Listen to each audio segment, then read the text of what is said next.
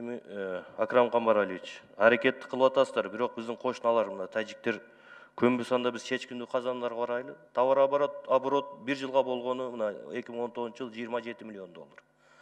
Анын 18% гана Тажикстанга мына импорт. 82% бизден кирет экен. Мындайча айтканда биздин жардамыбыз да аларга. Аны түшүнбөсө менин сунушум, давайте анда чечкиндүү кадамдарга барайлы, толук жабайлы границаны.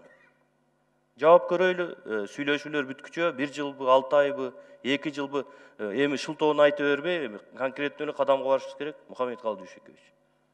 Же биз мындай Тажикстандан бир нерсе күтүп атабызбы? Же бир нерсебиз токтоп калабы бүгүнкү күндө?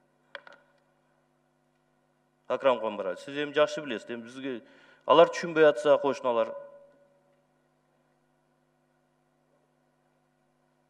Эл да тажап бүттү да уже. Эми аскерлерибиз өлүп атса, ондой жаракат алып атса, элдерибиз биздин өзүбүздүн жерибизде үйүбүздү күйгүзүп атса,